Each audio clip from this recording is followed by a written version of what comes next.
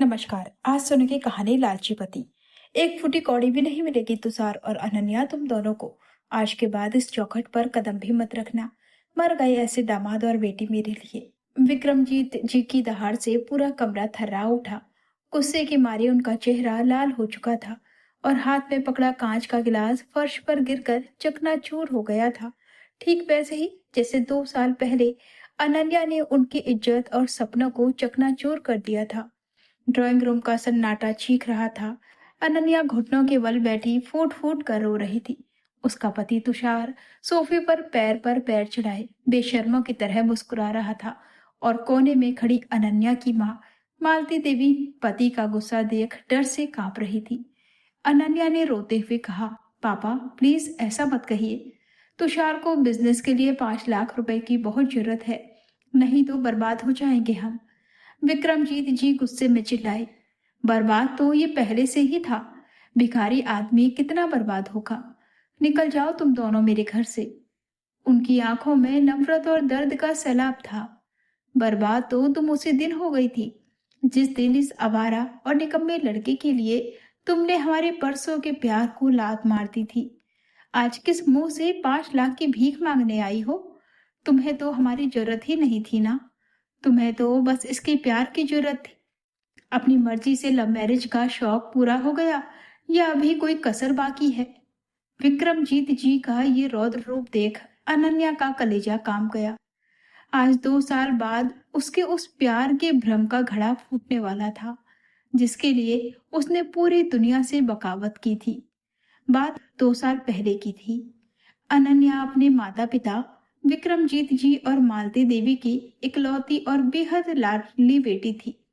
उन्होंने उसके लिए न जाने कितने हसीन सपने बुने थे। एक अच्छा खानदान, पढ़ा लिखा संस्कारी लड़का और एक आलीशान शादी।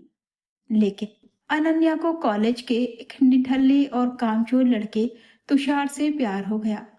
तुषार दिखने में स्मार्ट और मीठी बातें करने में माहिर था, लेकिन हकीकत में वो बस दूसरों के पैसों पर ऐश करना जानता था। उसकी ना कोई नौकरी थी और ना ही जिंदगी में आगे बढ़ने की कोई इच्छा। बस 4 दोस्तों के साथ इस नुक्कड़ से उस नुक्कड़ तक घूमना ही उसकी दिनचर्या थी। जब अनन्या ने घर में अपनी पसंद की शादी की बात रखी तो विक्रमजीत जी ने बेटी की बात मानकर अपने स्तर से तुषार की पूरी पड़ताल करवाई। उन्होंने हाथ जोड़कर अनन्या को समझाया, बेटी प्यार अपनी जगह है, लेकिन पेट भरने के लिए कमाना पड़ता है। वो लड़का कुछ नहीं करता, आवारा है। वो तुझे कभी खुश नहीं रख पाएगा। हमारे तजुर्बे पर भरोसा कर। जिंदगी बहुत बड़ी है। लेकिन अनन्या की आंखों पर प्यार की ऐसी पट्टी चढ़ी थी कि उसे अपने माँ बाप ही अपने प्यार के दुश्मन नजर आने लगे। गुस्से में वो जिद पर अड़ गई। खाना पीना छोड़ दिया, खुद को कमरे में बंद कर लिया और धमकी दी कि अगर तुषार से उसकी शादी नहीं हुई तो वो अपनी जान दे देगी। समाज में बदनामी के डर और अपनी इकलौती बेटी की जान की खातिर विक्रमजीत जी अंदर से पूरी तरह टूट गए। लाख समझाने पर भी जब अनन्या मानने को तैयार नहीं हुई तो उन्होंने भारी मन से शादी के लिए हाँ तो कर दिया, लेकिन उनका आत्मसम्मान आहत हो चुका था। उन्होंने समाज का मुंह बंद रखने के लिए बहुत ही सादे ढंग से अनन्या का हाथ तुषार के हाथ में थमा दिया। विदाई के वक्त विक्रमजीत जी ने अनन्या की तरफ देखे बिना ही बेहद सख्त लहजे में कहा, अनन्या हमने बस दुनिया को दिखाने के लिए तेरी विदाई की है। याद रखना, मैंने अपनी जिंदगी की जो भी कमाई, गहने और बैंक बैलेंस अपनी बेटी के लिए सोच कर रखे थे, उसमें से फूटी कौड़ी भी तुझे नहीं मिलेगी। तुषार को मैं इस घर का दामाद कभी स्वीकार नहीं करता। जब अपनी मर्जी से शादी की है तो जैसी हालत में रखे वैसी हालत में रहना सीख लेना।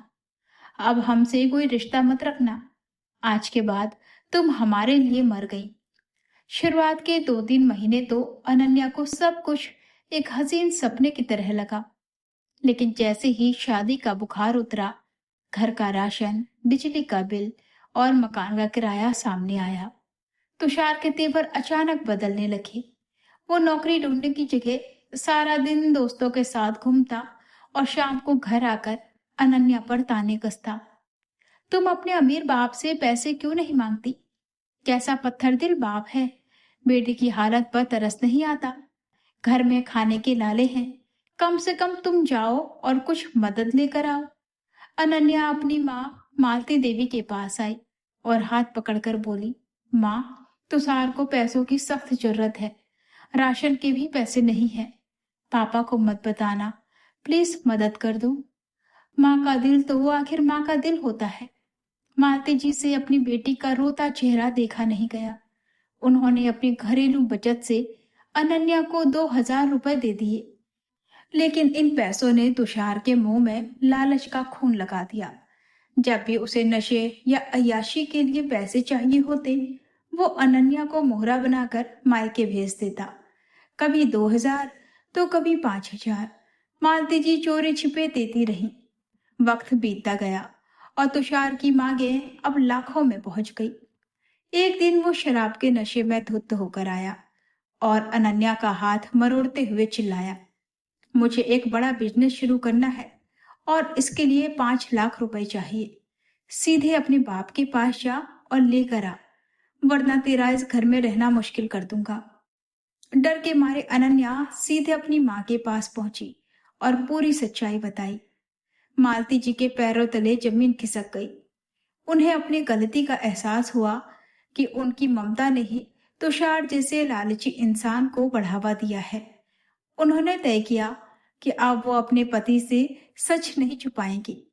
उसी शाम मालती जी ने विक्रमजीत जी को पूरी सच्चाई बता दी। सारी बात सुनकर विक्रमजीत जी का चेहरा गुस्से से तमतमा उठा।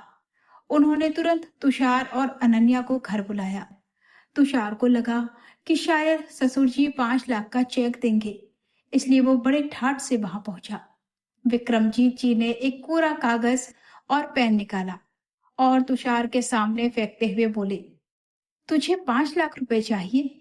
मैं तुम्हें 1 लाख दूंगा, लेकिन बदले में अभी इस कागज पर लिख दो कि तुम अनन्या को हमेशा के लिए तलाक दे रहे हो और अपनी शक्ल दोबारा नहीं दिखाओगे। तुषार का लालची दिमाग तुरंत चलने लगा। उसने सोचा कि अनन्या के साथ कंगाली में रहने से अच्छा है 1 लाख रुपए नगद मिल जाएं।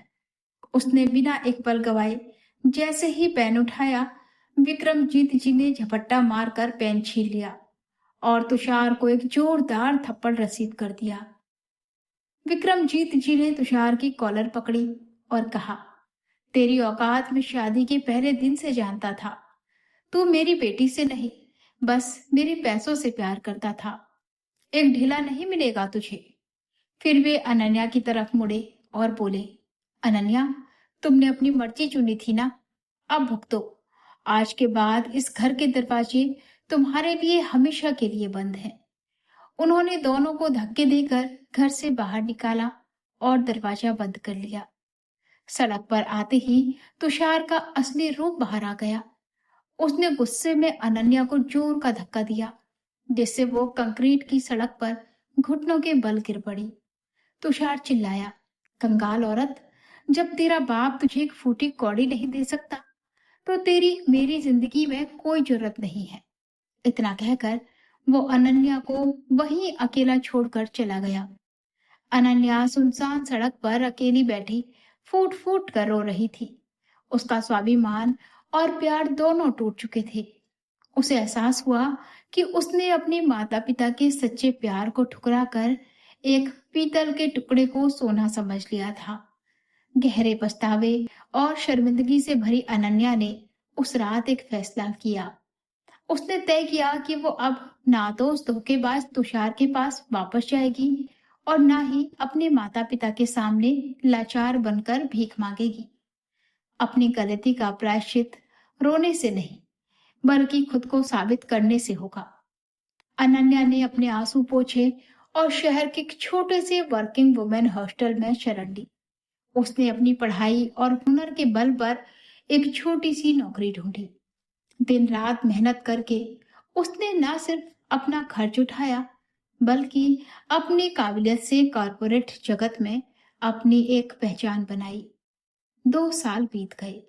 अनन्या अब एक आत्मनिर्भर और सशक्त महिला बन चुकी थी। एक दिन विक्रमजीत जी की तबीयत अचानक बहुत खराब हो गई और उन्हें अस्पताल में भर्ती कराना पड़ा।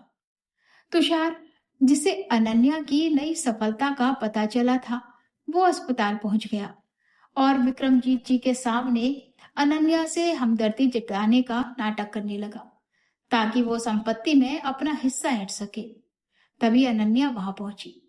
उसने तुषार को वहीं रोक दिया और शांत लेकिन कठोर आवाज में कहा, तुषार, 2 साल पहले तुमने मुझे सड़क पर फेंक दिया था क्योंकि मेरे पास पैसे नहीं थे। आज मेरे पास आत्मसम्मान और पहचान दोनों है, लेकिन तुम्हारे जैसे इंसान के लिए मेरे जीवन में कोई जगह नहीं है।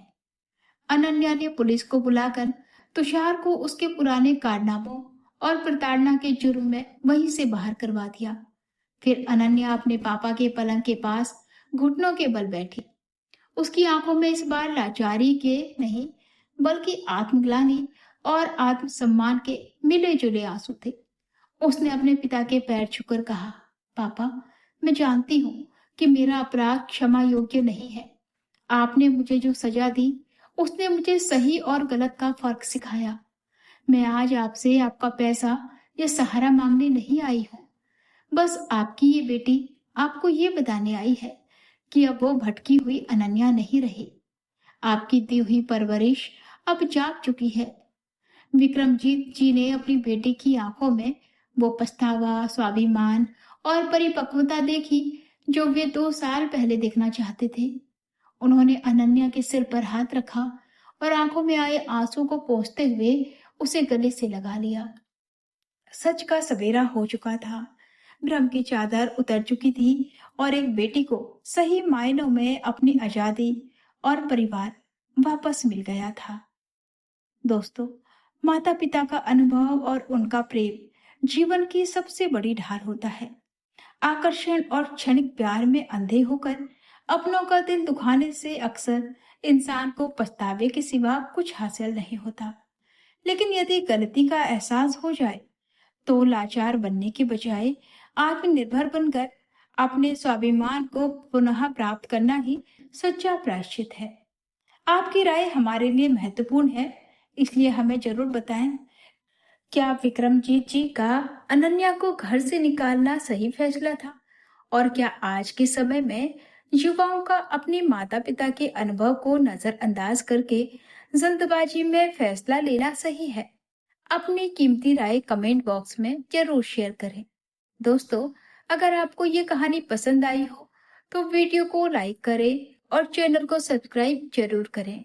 तो फिर मिलते हैं आपसे एक और नई कहानी के साथ। तब तक के लिए अपना और अपनों का ख्याल रखें और सुनते रहें एनके हिंदी कहानियाँ। धन्यवाद।